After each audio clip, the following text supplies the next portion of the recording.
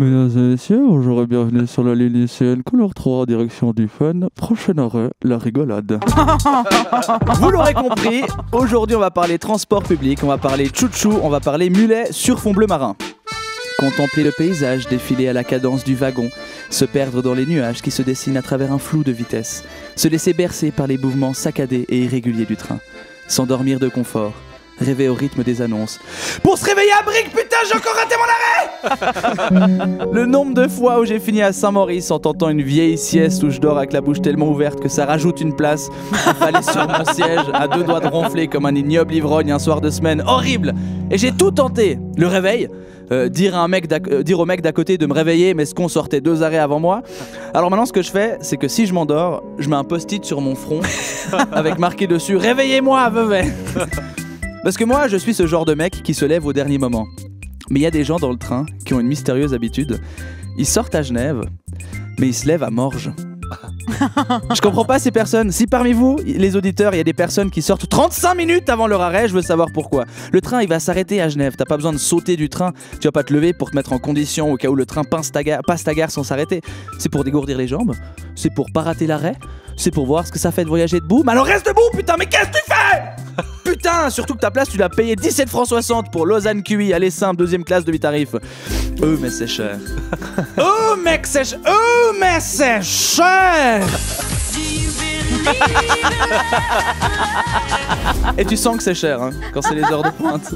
Le pendulaire est vorace, pardon. Le pendulaire veut s'asseoir. Le train arrive. Tu évalues de où la porte va s'arrêter pour être pile devant. Tu t'en bats royalement les couilles de la politesse et tu montes le plus vite possible dans la locomotive. Le pendulaire bondit tel l'autruche pour se procurer la meilleure place. Vite, vite, vite, vite. Ah, je suis assis, c'est bon. Ah, je suis assis. Mais c'est cher pour une bonne raison. Parce qu'on a le meilleur réseau ferroviaire du monde. C'est nous. C'est les CFF. On a le meilleur du monde. Mais vu que c'est le meilleur du monde, quand il arrive en retard, ah mais là on devient actionnaire de la boîte, hein. Je paye 2000 balles par année. Et le train il arrive pas à l'heure. Tu vas voir, je vais boycotter, je vais voyager en blablacar.